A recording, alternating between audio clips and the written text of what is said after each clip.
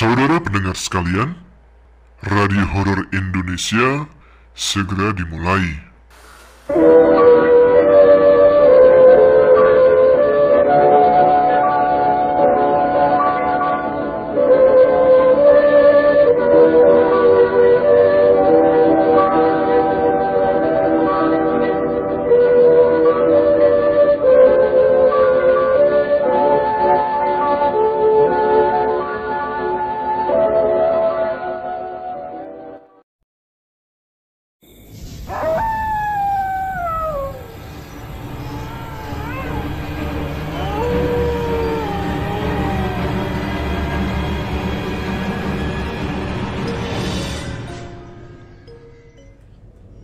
Assalamualaikum warahmatullahi wabarakatuh. Jumpa lagi dengan saya Tama dalam Ada Apa Gerangan Season 2. Bagaimana kabar kalian? Semoga selalu diberikan kesehatan dan juga rezeki yang cukup.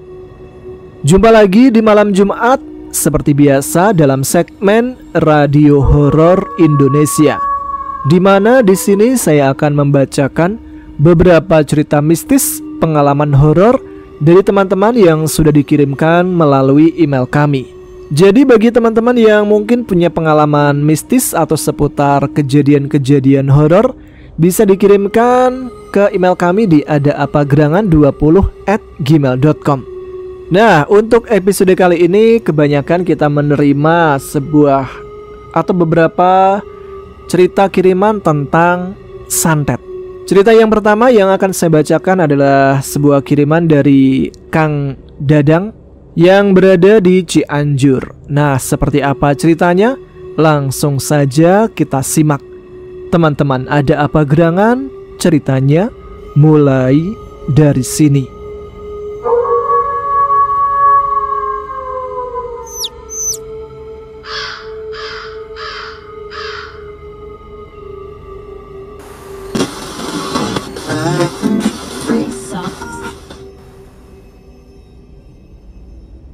Assalamualaikum Bang Tama, perkenalkan nama saya Dadang.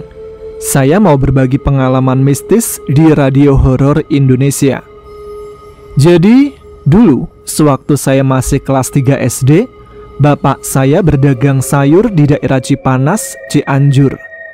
Ketika bapak pulang ke Garut, bapak bercerita kalau di lapak tempatnya jualan ada orang yang menaburi banyak garam. Tapi bapak membiarkannya saja karena dia tidak terlalu percaya dengan yang namanya hal mistis, apalagi yang namanya santet, teluh, dan guna-guna. Zaman sekarang mana ada orang yang masih main begituan. Kalau zaman dulu bisa jadi. Sekarang itu lebih banyak penipu yang mengaku bisa santet atau yang lainnya. Selisih 1 bulan kemudian, ketika bapak mau keluar kontrakan yang di Cipanas, dia menemukan seekor ular tapi sudah kaku seperti di air keras, berada tepat di bawah pintu kontrakannya. Dari situlah bapak mulai merasa ada yang mengganjal di hatinya. Dia lalu memutuskan untuk pulang ke kampung halamannya di Garut yang ternyata adik perempuan saya sedang sakit. Bapak langsung membawanya berobat ke dokter dan dinyatakan sakit gejala tipes. Karena tidak parah, adik cuma dirawat jalan dan bapak berangkat lagi ke kota untuk jualan. Baru beberapa minggu di Cipanas, paman saya menemui bapak di Cipanas untuk memberitahukan kalau adik saya yang kemarin sakit sudah meninggal dunia. Tentu saja bapak langsung pulang lagi ke kampung halaman. Setelah acara 7 harian adik saya, bapak berencana kembali ke Cipanas untuk kembali berjualan. Tapi sebelumnya, dia menyempatkan dulu untuk menziarahi makam adik saya. Ketika dia sedang khusyuk berdoa, tiba-tiba ada seekor anak burung jatuh dari atas pohon mangga yang tumbuh di sebelah makam dan mengenai kepala bapak. Bapak saya lalu kepikiran, ini mau ada kejadian apa lagi? Cuma kembali, bapak tidak menghiraukannya. Rencananya nanti saat acara 40 harian, bapak akan pulang kembali ke kampung halaman. Tapi Belum juga 40 hari berlalu setelah Bapak berada di Cipanas, adik saya yang keempat meninggal secara mendadak. Bapak pun kembali dikabari dan pulang kampung lagi. Seperti sebelumnya, setelah acara 7 harian, Bapak kembali ke kota dan akan pulang kampung lagi saat 40 harian meninggalnya adik saya yang pertama meninggal. Tapi anehnya, saat 40 hari meninggalnya adik saya, Bapak tidak juga pulang. Karena penasaran, ibu saya pun menyusulnya ke Cipanas. Dan ternyata di Cipanas Bapak sedang sakit parah. Ibu lalu membawanya pulang ke Garut. Ketika sudah di Garut, Bapak dibawa berobat baik secara medis maupun non-medis. Bahkan sampai habis biaya banyak, tapi tetap saja tidak ada hasil. Tiba-tiba Bapak kepikiran dengan salah satu temannya yang ada di Tasik yang saat itu membuka pesantren di sana.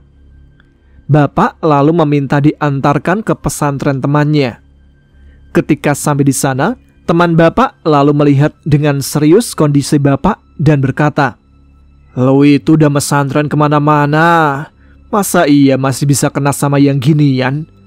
Yang ginian itu maksudnya kena santet. Setelah itu Bapak tinggal di sana selama 3 bulan untuk diobati. Di sana temannya bilang ke Bapak kalau sebenarnya serangan santetnya itu sudah lama dikirim. Cuma karena Bapak itu katanya ada yang jagain, jadi santetnya itu belok menyerang anak-anak Bapak sampai 2 yang meninggal. Katanya kalau nggak dibawa ke temennya atau nggak menyadari kalau ada serangan santet, bisa-bisa seluruh keluarganya juga akan kena juga dan mengalami nasib seperti adik-adik saya. Teman Bapak lalu melakukan pengobatan. Perutnya dibelah secara gaib dan dari perutnya keluar makhluk kecil sebesar lengkuas ukurannya. Bentuknya itu ada tanduk dan taringnya.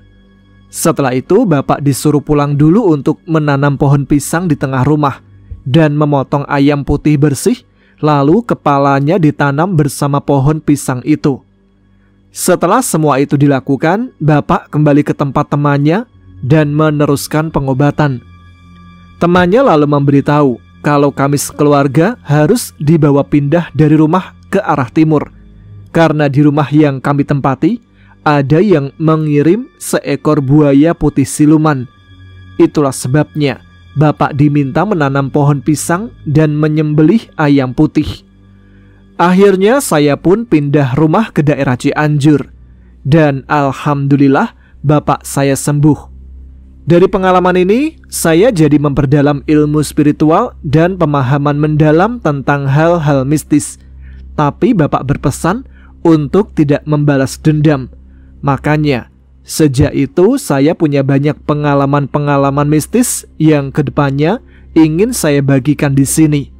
Terima kasih untuk Mas Tama yang sudah membacakan cerita singkat saya, dan terima kasih juga untuk teman-teman di Ada Apa Gerangan yang sudah mau mendengarkan cerita saya serta keluh kesah ini. Wassalamualaikum warahmatullahi wabarakatuh.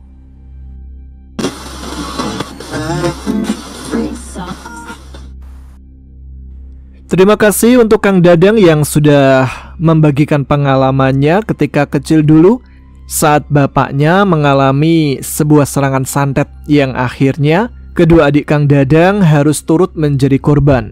Sebenarnya tentang santet ini rada bingung juga ya. Dibilang santet itu kayak halu atau sebenarnya itu nggak ada. Tapi ternyata masih banyak juga kasus-kasus yang katanya meninggal karena santet atau serangan santet. Tapi yang penting kita semua harus selalu waspada aja apapun itu bentuknya. Semoga kita dijauhkan dari segala macam bahaya, entah itu gangguan dari manusia maupun jin dan setan. Oke, kita menuju ke cerita yang kedua. Cerita kedua ini dikirimkan oleh Mas Rendra. Kali ini kembali lagi-lagi cerita tentang santet. Nah, seperti apa? Langsung saja saya bacakan. Halo teman-teman channel Ada Apa Gerangan, kenalin, aku Rendra. Mungkin sebagian dari kalian sudah sering mendengar cerita-cerita horor atau pengalaman mistis yang membuat bulu kuduk merinding. Tapi kali ini aku nggak cuma mau cerita soal gangguan makhluk halus atau suara-suara aneh. Ini tentang sesuatu yang lebih menusuk dan lebih nyata. Sebuah santet. Ya, kalian nggak salah dengar. Cerita ini adalah pengalaman pribadiku tentang bagaimana perebutan sebidang tanah bisa berubah menjadi ajang teror batin dan fisik yang aku sendiri nggak pernah menyangka bakal ngalamin. Semuanya bermula sekitar 5 tahun lalu ketika bapakku meninggal dunia. Beliau orang yang sederhana, keras, tapi jujur. Seumur hidup, beliau kerja sebagai tukang kayu dan sempat menjadi mandor bangunan. Kami tinggal di sebuah desa kecil di daerah Jawa Tengah. Desa yang tenang tapi penuh cerita. Waktu bapak meninggal, aku sedang kerja di luar kota. Aku pulang karena kabar duka itu, dan sekalian membantu keluarga mengurus warisan. Di antara harta peninggalan yang tidak seberapa, ada satu hal yang menjadi pusat perhatian semua orang. Tanah kakek di pinggir sawah. Luasnya cuma 0,5 hektar, tapi lokasinya strategis banget. Ada rencana pembangunan jalan kabupaten yang katanya bakal ngelewati tanah itu. Nilainya ya pasti gede banget kalau dijual ke pemerintah. Nah, masalahnya, meskipun tanah itu secara hukum sudah diwariskan ke bapak dan otomatis ke aku selanjutnya, ada pihak lain yang merasa lebih berhak, yaitu Pak Le Wiryo, adik kandung bapak.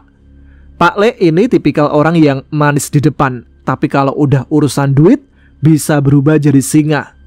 Dari dulu beliau memang sudah sering ribut sama bapak soal tanah itu. Katanya, bapak cuma numpang nama, bahwa sebenarnya tanah itu dibeli bareng waktu mereka masih muda. Tapi nggak pernah ada bukti hitam di atas putih soal itu. Semua orang desa juga tahu, itu tanah atas nama kakek, lalu turun ke bapak.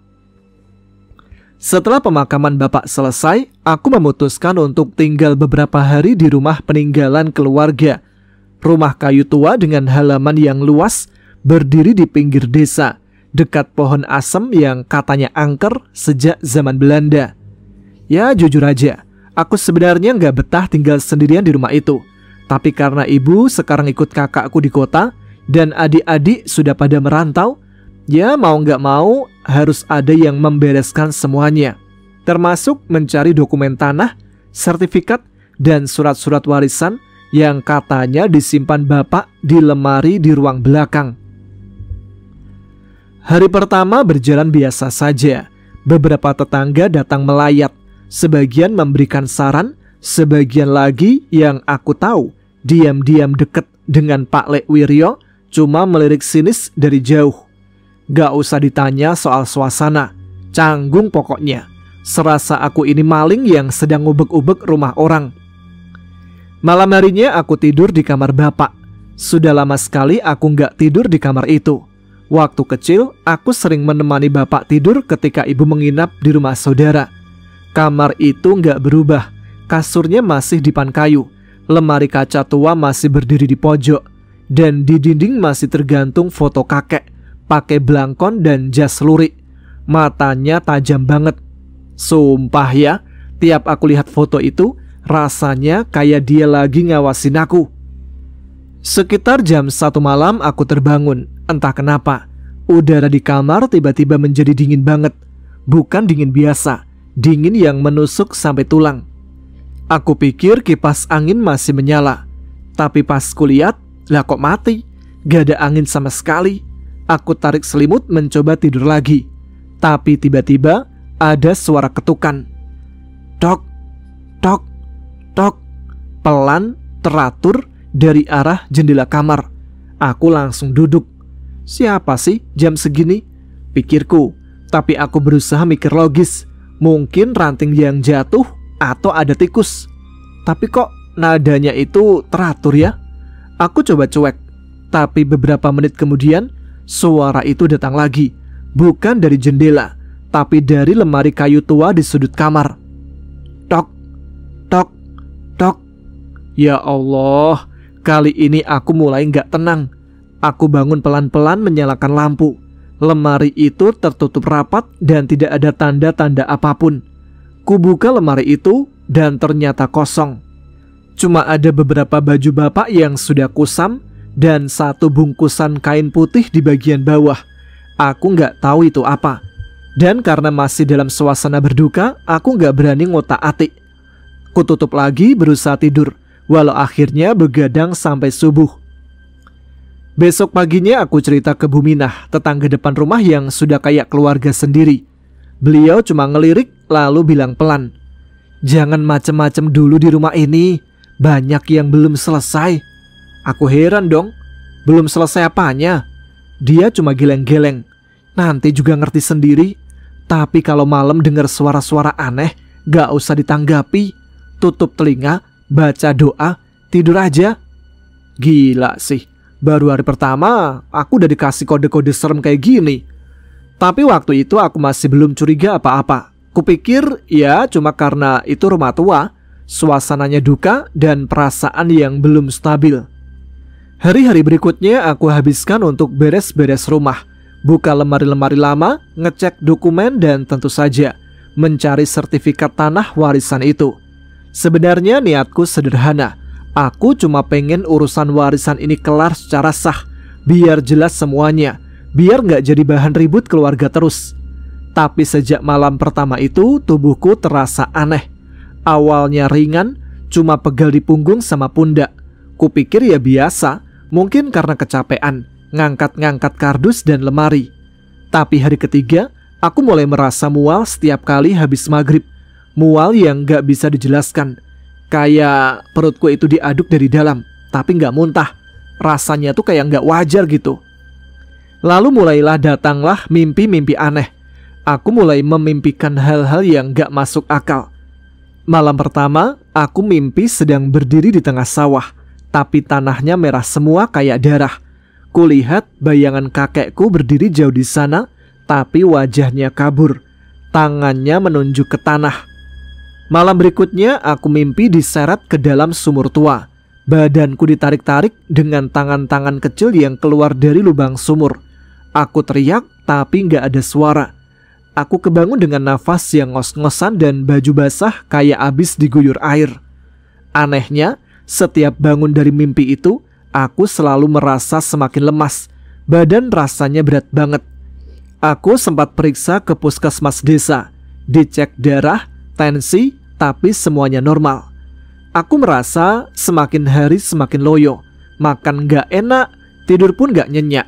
Dan yang paling bikin parno, aku mulai mimisan setiap kali habis sholat isya. Waktu aku cerita ke Bu Minah, beliau langsung nanya, "Kamu udah ketemu belum surat tanahnya?" Aku jawab belum. Dia diam sebentar lalu bilang pelan, "Mungkin belum boleh." Aku bingung, maksudnya belum boleh tuh gimana? Mungkin ada yang gak rela. Dan kecurigaan itu semakin kuat ketika aku ketemu salah satu tukang kebun yang dulu sering bantu bapak. Namanya Pak Karto. Dia sudah sepuh, tapi masih kuat menanam singkong. Waktu aku nemuin dia di kebun belakang, dia langsung nyamperin aku dan ngomong pelan, "Hati-hati Indra, ada yang gak seneng kamu di sini." "Siapa Pak?" Tapi dia gak jawab langsung, cuma kasih isyarat mulut ke arah timur, tempat rumah Pak Le Wiryo berdiri. Hari kelima aku di rumah warisan mulai ada yang aneh. Pagi itu, seperti biasa, aku duduk di teras sambil menyeduh kopi. Cuaca adem, kabut masih menempel di ujung sawah. Tapi tiba-tiba ada suara motor berhenti di depan pagar. Seorang ibu-ibu, aku nggak kenal itu siapa, turun sambil membawa rantang plastik berwarna merah. "Mas Rendra ya? Ini titipan dari Pak Le," katanya. "Pak Le? Maksudnya Pak Le Wiryo?" Aku nggak heran, soalnya sejak aku datang, beliau belum sekalipun menyapa langsung. Tapi aku mencoba tetap sopan. Aku ucapkan terima kasih, lalu menerima rantang itu. Waktu kubuka, isinya menarik. Ada nasi uduk, ayam goreng, sambal, dan sepotong semur telur. Aromanya enak, tapi nggak tahu kenapa, aku langsung ragu untuk memakannya. Bukan karena takut diracun ya, tapi lebih kayak ada firasat. Ini nih kayak nggak beres gitu. Karena penasaran, aku membawakan makanan itu ke Bu Minah. Reaksinya langsung berubah ketika dia membuka tutup rantang paling bawah. Di balik alas daun pisang, dia menemukan benda kecil hitam legam kayak serpihan arang gosong, tapi licin dan baunya anyir. "Hati-hati mas, ini kiriman," aku nanya. "Kiriman apa bu?" Dia nggak menjawab langsung, cuma mengambil sebotol air minum dari dapurnya, lalu membaca doa pelan-pelan. Dia siram benda itu pakai air doa. Dan tiba-tiba keluar bunyi letupan kecil, kayak minyak ketemu air panas. Serpihan itu meleleh dan bau amis semakin menjadi. Ini tuh salah satu media, bisa jadi ada isiannya. Biasanya buat nyerang perut atau pikiran. Kalau kamu makan ini, kemungkinan besar kamu bisa sakit mendadak. Aku cuma bisa duduk bengong. Rasanya mulai jelas. Bu Minah akhirnya menyuruh aku datang ke rumah seorang ustadz yang katanya bisa bantu buka mata batin dan menetralisir kiriman begituan. Namanya Ustadz Karim, tinggal di desa sebelah. Malamnya aku jalan ke sana. Rumahnya sederhana tapi adem. Waktu aku cerita semua kejadian, dia cuma duduk tenang lalu bertanya tentang satu hal. "Kamu ada niat buruk soal warisan itu enggak?" Aku menggeleng. "Enggak Ustadz, saya itu cuma pengen menyelesaikan hak keluarga. Udah capek lihat orang tua saya berantem dulu. Saya cuma pengen membersihkan semuanya." Dia senyum kecil. "Berarti kamu kuat. Tapi kamu harus hati-hati. Karena kiriman kayak gini biasanya bukan karena salahmu, tapi karena kamu dianggap halangan oleh orang yang pengen mengambil semuanya." Lalu dia pegang pergelangan tanganku. Mata beliau merem sebentar. "Kayaknya orang ini pengen menguasai semuanya. Dasar orang serakah." Setelah pertemuanku dengan Ustadz Karim, beliau menyuruhku untuk menjalani ruatan malam Jumat Kliwon di rumah warisan itu sendiri.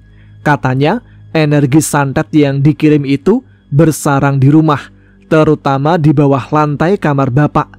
Dan selama aku belum menghadapinya, kiriman itu akan terus menggerogoti tubuh dan pikiranku, membuatku lemah, lama-lama sakit, dan meninggal. Malam Jumat Kliwon itu aku ditemani Bu Minah dan 2 orang santri dari pesantren kecil di dusun sebelah. Kami gelar tikar di ruang tengah, baca surat Yasin, zikir, dan doa-doa pelindung. Sekitar jam 2 dini hari, semua berubah. Dari arah kamar belakang terdengar suara seperti benda diseret di lantai kayu. Lalu suara ketukan lagi, keras dan cepat. Dok dok dok dok dok dok, kayak orang ngetuk pintu dengan panik. Lalu bau bangkai muncul, menyengat banget. Bahkan si santri sampai muntah. Tiba-tiba lampu mati total. Aku merasa seperti ada yang mendekat. Udara berubah dingin dan terasa ada nafas di leherku. Lalu aku pingsan. Tapi yang terjadi saat aku pingsan itu justru paling menentukan. Aku mimpi masuk ke sebuah lorong panjang. Di ujungnya ada makam tua, retak-retak. Di bawah pohon beringin raksasa. Di atasnya berdiri sosok lelaki tua pakai sorban lusuh dan tongkat kayu. Setelah itu aku bangun mendadak, keringat dingin mengucur. Dan anehnya, subuh itu darah keluar dari telingaku. Tapi entah kenapa, justru setelah itu badanku terasa ringan. Dan pagi itu kabar mengejutkan datang. Pak Lek Wiryo ditemukan meninggal mendadak di rumahnya. Posisi tubuhnya kaku, matanya terbuka lebar, dan mulutnya mengeluarkan busa. Warga bilang dia kena serangan jantung. Tapi dari yang aku dengar langsung dari Pak Karto, tukang kebun tua itu, sebelum meninggal, Pak Lek sempat berteriak minta tolong. Katanya ada ular masuk ke dalam perutnya. Aku langsung ingat pesan Ustadz Karim. Kalau aku bisa bertahan, kemungkinan serangan itu akan kembali pada pengirimnya. Beberapa hari setelah pemakaman Pak Lek, aku temukan surat tanah itu di bawah papan lantai kamar bapak, tersembunyi dalam kaleng rokok tua bersama secari kertas bertuliskan tangan bapak. Tanah ini bukan sekedar warisan, ini amanah. Jangan sampai jatuh ke tangan yang salah. Akhirnya aku urus semua surat legalitas tanah. Aku jual sebagian kecil untuk wakaf dan pembangunan musola kecil di desa. Sisanya kubagi rata dengan saudara-saudaraku yang masih bersedia baik-baik. Yang menolak, ya udah. Bu Mina bilang, malam-malam setelah itu rumahku nggak lagi terdengar suara ketukan. Dan aku juga nggak lagi mimisan atau muntah darah. Zaman sekarang kayak masih nggak percaya gitu, santet itu masih ada. Dan anehnya lagi, aku yang kena santet tersebut.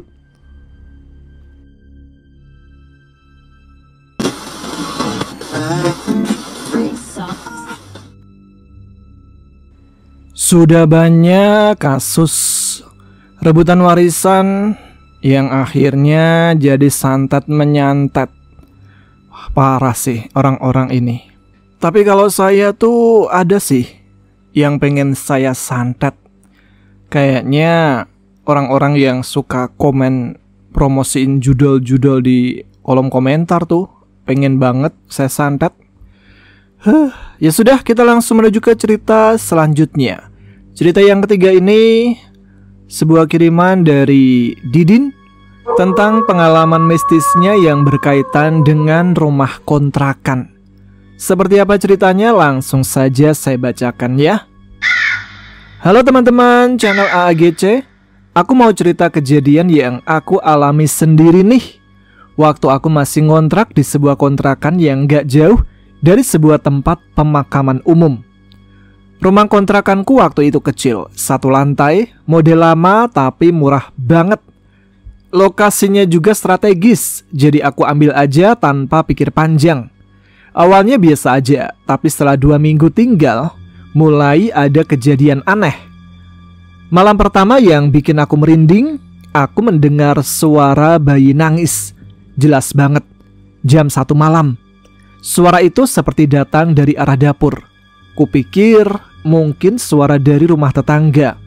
Tapi pas aku keluar, tetangga kanan kiri lampunya mati, sunyi, dan anehnya suara tangisan itu gak berpindah-pindah, tetap aja di dapur. Aku coba cuekin, tapi hampir setiap malam suara bayi itu selalu muncul di waktu yang sama. Kadang malah lebih dari 1 suara. Pernah suatu malam, aku mendengar suara bayi tertawa kecil, tapi bukan tawa yang lucu, lebih seperti nyeremin. Karena penasaran, aku pun mencoba bertanya ke ibu warung sebelah rumah. Dengan santai dia bilang, "Kamu dengar juga ya? Itu cerita udah dari dulu. Katanya, dulu ada perempuan yang hamil di luar nikah. Dia malu, terus buang bayinya di sekitar pemakaman. Gak tahu kisah pastinya gimana, tapi semenjak itu banyak yang dengar suara bayi nangis, terutama yang rumahnya deket makam." Dan betul, rumah kontrakanku emang deket banget dengan pagar belakang makam. Jaraknya cuma 20 meteran. Di malam-malam tertentu, terutama malam Jumat, bau kemenyan kadang tercium jelas dari dalam rumah. Padahal aku gak pernah menyalakan.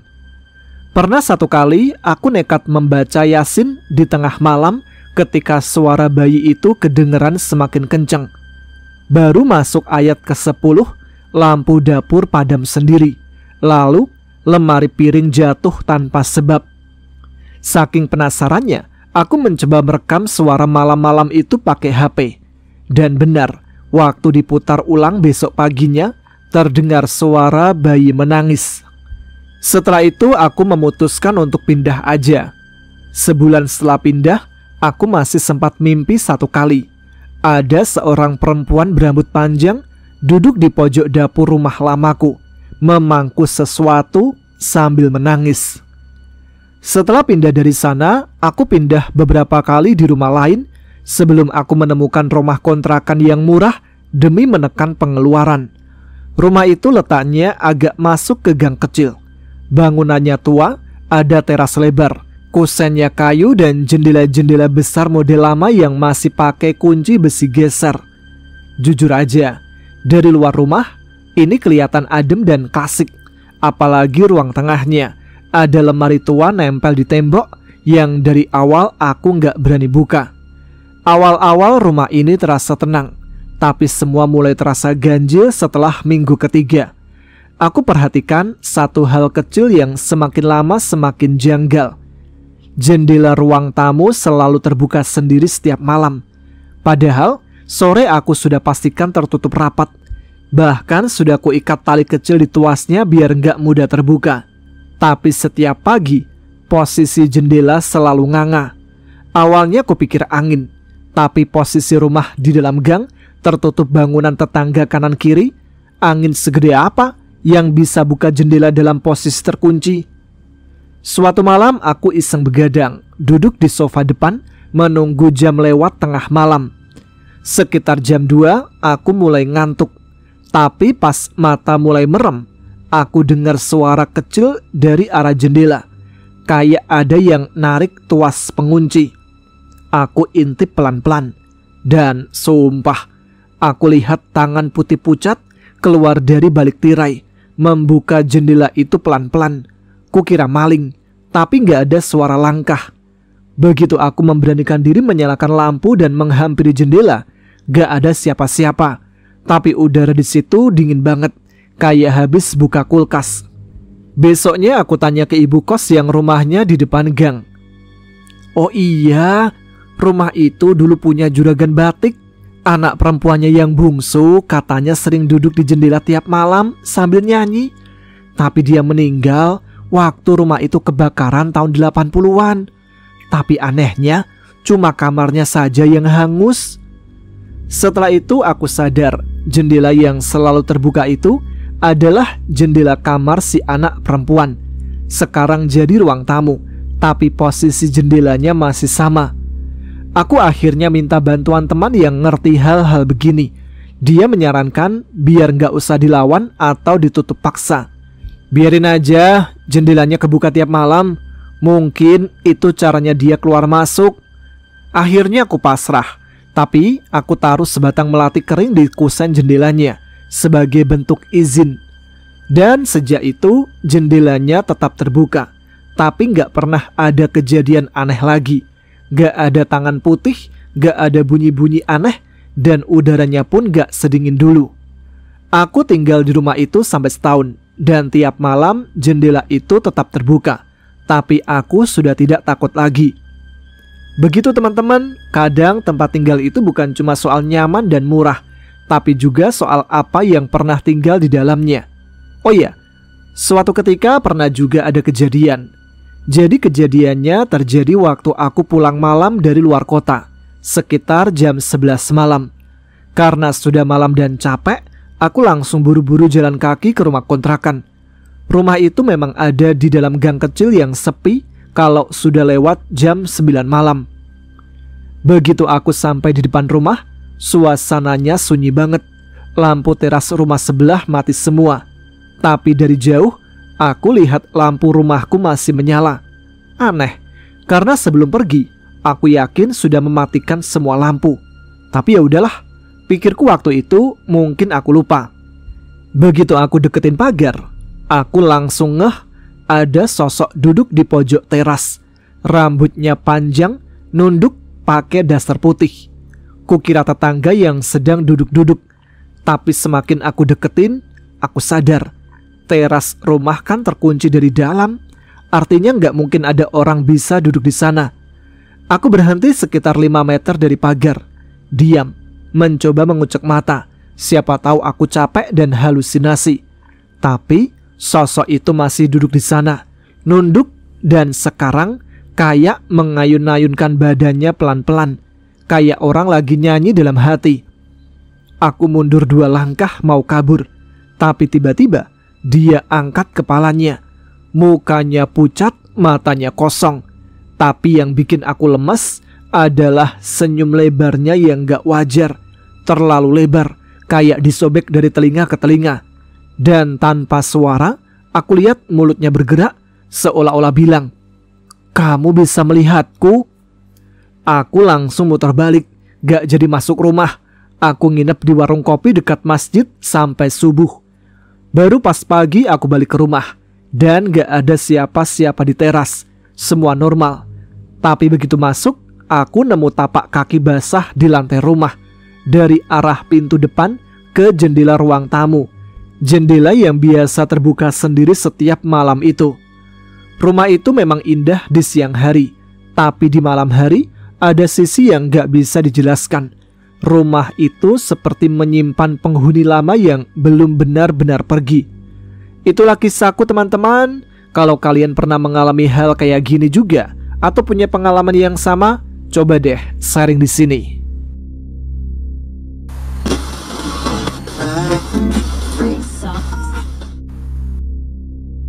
Nah, itu dia sebuah cerita kiriman dari Mas Didin yang punya pengalaman serem ketika ngontrak di sebuah rumah atau 2 buah kontrakan. Tapi mungkin buat Mas Didin, lain kali kalau mau ngontrak dan kita itu sering ngalami hal mistis kayak gitu, lebih baik kita tanya-tanya dulu gak sih ke tetangga sekitar kontrakan yang rumah yang mau kita sewa itu. Jadi biar nggak kita ngalamin sebuah pengalaman mistis, lalu kita takut dan akhirnya pindah lagi kan juga capek sendiri ya kan. Oke, kita langsung menuju saja ke cerita yang ke berapa ini? Ke-10. Langsung saja kita bacakan sebuah kiriman cerita dari Mas Mamat. Tapi ini cerita tentang santet lagi. Seperti apa ceritanya? Langsung saja kita bacakan. Teman-teman, ada apa gerangan? Aku mau cerita satu pengalaman yang sebenarnya bukan aku sendiri yang mengalami langsung, tapi aku ada di dalamnya, jadi saksinya. Pelaku utamanya temanku yang bernama Bayu, seorang kontraktor properti. Cerita ini nyata tanpa dilebih-lebihkan, tanpa bahasa bunga-bunga. Cuma aku ceritakan ulang saja seperti yang aku tahu dan alami bareng dia. Tahun 2021, Bayu dapat proyek bangun rumah tinggal sekaligus toko kecil di daerah Sumedang. Letaknya agak ke dalam, dekat kebun jati. Tanahnya luas, bentuknya memanjang. Menurut pemiliknya, itu dulu bekas rumah tua milik kakeknya yang keturunan bangsawan lokal. Rumah itu sudah lama dibongkar, tinggal sisa pondasi dan sedikit tembok yang retak-retak. Awalnya pembongkaran lancar, gali pondasi, pasang besi, menyiapkan beton. Tapi waktu menggali di salah satu sudut paling pojok tanah, pekerja menemukan 3 buah guci. Warnanya kuning keemasan, agak kusam. Tingginya itu sekitar setengah meter. Bentuknya mirip tempayan kecil. Tutupnya masih utuh. Dan anehnya, di atas tutup ada lilitan benang hitam dan merah. Karena dianggap temuan biasa, guci itu dikasih ke Bayu. Bayu malah senang, katanya bisa buat hiasan kantor. Tanpa tanya siapa-siapa, dia bawa pulang sendiri naik mobil bak. Besoknya kejadian aneh pertama muncul. Pekerja yang menemukan guci itu jatuh dari tangga, kakinya patah. Padahal dia sudah kerja di proyek puluhan kali, jarang banget ada insiden. Selang 2 hari, pekerja kedua ketiban rangka besi, luka di kepala dan harus dijahit. Terus, supir truk pembawa semen kesurupan ketika masuk ke lokasi proyek. Matanya merah, badannya kaku dan bilang, "Jangan usik wadahku." Ketika Bayu cerita, aku bilang gini, "Kayaknya itu bawaan dari guci itu deh Yu. Balikin aja deh ke tanahnya." Tapi Bayu ngeyel, "Alah, baperan lo. Cuma guci, gitu doang." Dia lalu taruh guci-guci itu di ruang tamunya. 1 ditaruh di pojok deket akuarium, 2 lagi di bawah tangga. Dan sejak itu, rumahnya jadi aneh. Istrinya ngeluh bau dupa tiba-tiba muncul setiap malam. Kayak ada yang bakar di dalam rumah. Tapi mereka nggak nemu sumbernya. Kadang baunya pindah-pindah. Hari itu di dapur, besok di kamar mandi. Belum sebulan setelah guci itu dibawa pulang, istrinya keguguran. Padahal kandungannya sudah masuk 6 bulan dan tidak ada riwayat sakit. Aku datang ke rumahnya malam setelah kejadian itu. Begitu aku masuk, udara di ruang tamu berat banget, kayak gerah, padahal AC nyala. Dan waktu aku duduk, aku melihat sekilas ada bayangan hitam lewat di tangga cepet banget. Aku kira aku halu. Tapi Bayu diam aja kayak sudah biasa. Besok paginya anaknya demam tinggi, badannya panas, tapi dokter bilang gak ada gejala medis, cuma panas biasa katanya. Akhirnya Bayu mulai mikir. Dia minta bantuan temannya yang paham soal barang-barang tua. Orang itu datang, lihat gucinya dan langsung bilang, "Ini bukan guci biasa, ini wadah ilmu. Biasanya dipakai zaman dulu buat nyimpan barang-barang santet atau guna-guna. Makanya ditanam di tanah rumah. Karena kamu bawa pulang dan buka tempatnya, isi di dalamnya ikut kebuka." Bayu kaget dong, karena memang salah satu guci itu sempat dibuka tutupnya oleh anaknya yang iseng.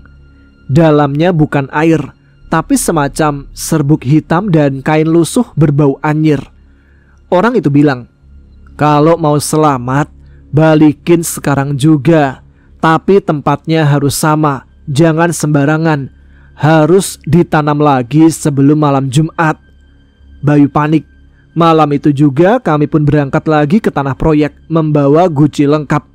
Kami gali di tempat yang sama dengan dibimbing orang pintar itu. Ada ritual kecil, doa-doa, dan guci pun dikembalikan satu persatu ke dalam lubang. Setelah itu ditutup rapat, dikasih bunga 7 rupa, dan ditaburi air khusus. Setelah guci dikembalikan, semua kejadian aneh berhenti. Pekerjaan proyek pun lancar, walau ada beberapa tukang yang menolak balik kerja karena masih takut. Jadi setelah guci itu dikembalikan, Bayu merasa semuanya sudah beres. Tapi ternyata nggak seperti itu. Walau kejadian aneh di rumahnya sempat mereda, bulan berikutnya malah muncul gangguan baru. Dan itu terjadi di kontrakan barunya yang ia tempati karena rumahnya sedang direnovasi. Kontrakan itu sebenarnya rumah biasa, bentuknya rumah kopel di pinggiran kota. Tapi begitu aku lihat pertama kali, aku langsung bilang ke Bayu, "Ini rumah lama banget ya." Karena model kusennya masih pakai kayu jati tua, catnya sudah pudar, dan kaca jendelanya masih pakai jenis buram khas tahun 80-an. Bayu cuman ketawa, "Gak apa-apa, yang penting murah, deket proyek juga."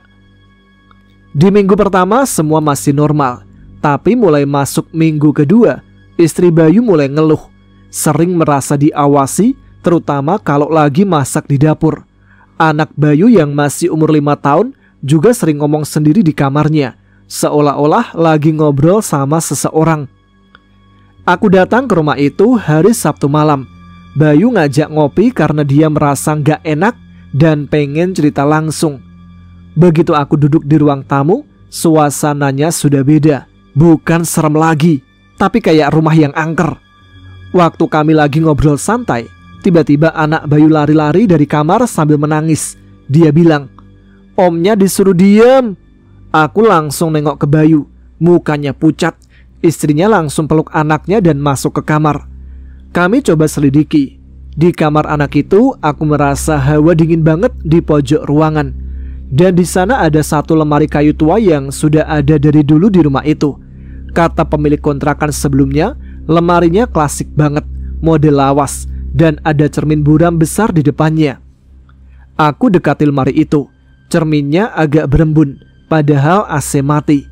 Dan pas aku bersihkan pakai tangan, aku lihat bayangan anak kecil berdiri di belakangku. Tapi begitu aku nengok, gak ada.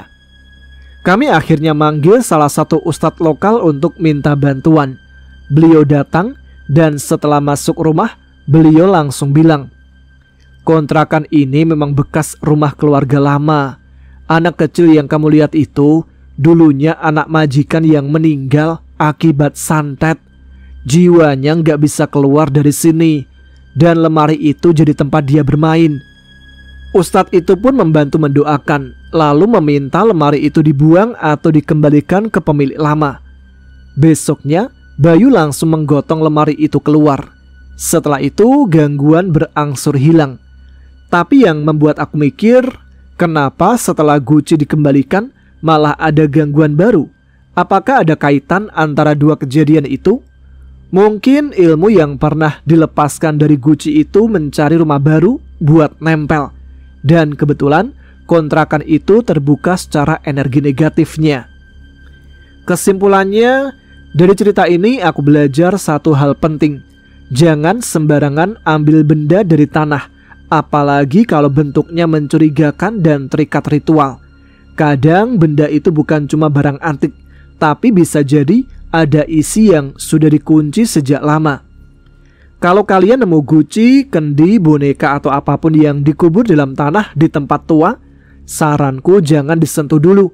Tanya orang yang paham, karena bisa jadi seperti 3 guci itu yang kita anggap hiasan ternyata wadah ilmu yang dibangkitkan.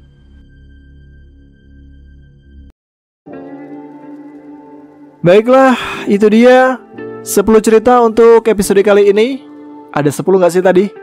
Semoga dapat menghibur malam Jumat teman-teman sekalian. Semoga cerita-cerita yang saya bacakan barusan bisa kita semua jadikan pelajaran untuk hidup lebih baik.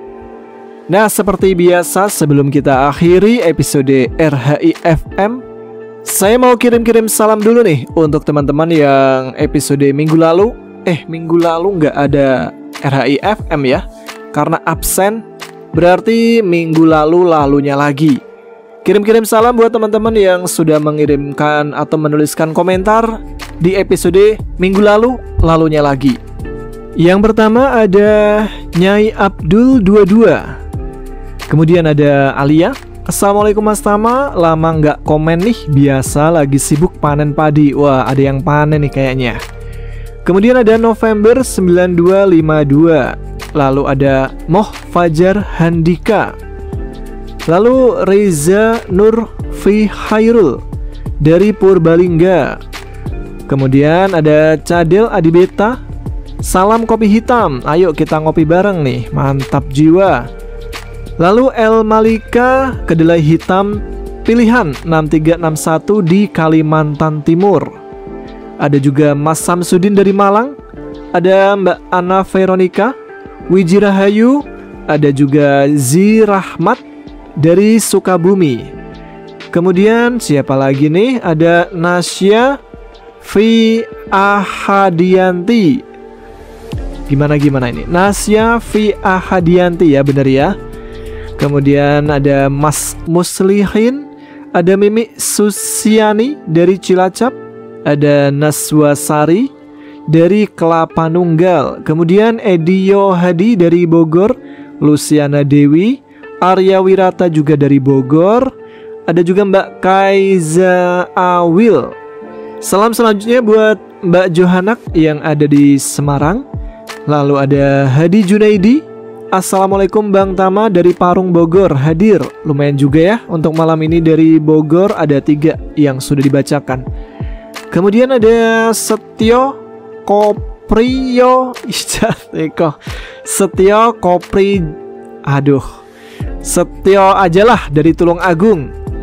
Ada juga Miftahur yang juga selalu hadir. Ada Mbak Kofifah Putri. Kemudian ada Heni Versari dari Kuala Kapas, Kalimantan Tengah. Ada juga Mbak Roro Gendis di Taiwan. Ada Mbak Erin Awei dari Jakarta, deket-deket sini aja. Ada Yudo Doni Widiandri. Kemudian Mbak Vita Pelope. Kemudian Bang Hidayat Totman dari Malaysia. Mbak Leni Stella dari Banjarnegara. Ulahuk dari Malaysia juga. I Gozali. Kemudian Mbak Deno. Irwan Ristu ada juga. Kemudian siapa lagi nih? Ada Mbak Sandra Airlangga yang selalu hadir. Nur Zakiyah dari Cirebon. Ngapruken dari Sulawesi Tengah. Anik Supriyati dari Prambanan. Ada Bang Iwan di Bandung. Ada Rizky Widaswara dari Blitar. Kemudian Mbak Mita dari Malang. Yusuf Fahmi Akbar, Wilujeng Dalu, sehat walafiat dan sukses selalu buat kakak dan kita semua. Amin. Terima kasih Mas Yusuf Fahmi Akbar. Lalu ada Irwan Mulyana dari Sukabumi, Reza Gio juga, Sumiati Wahyu.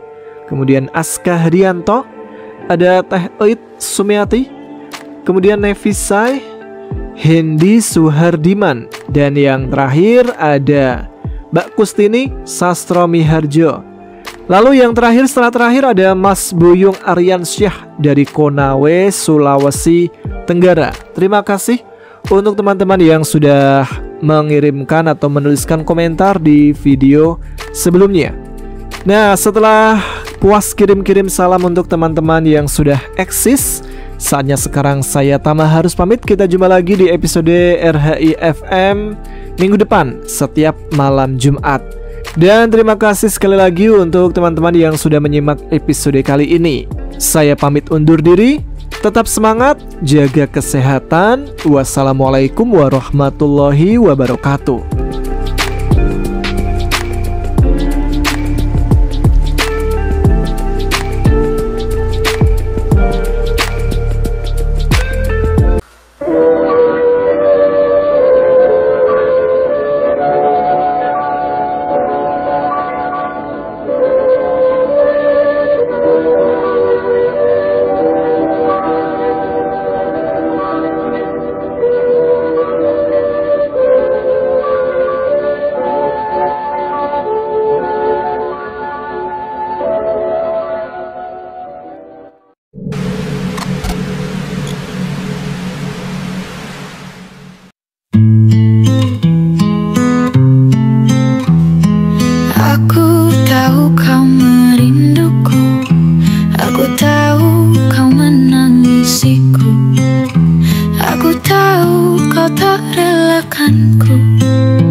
Aku sama namun hanya membisu.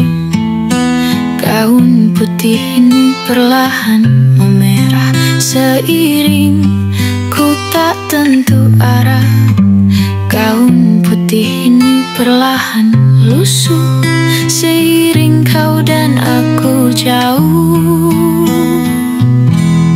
Di jalan ini, di antara ilalang tinggi, kau pernah membawa diri ini. Di jalan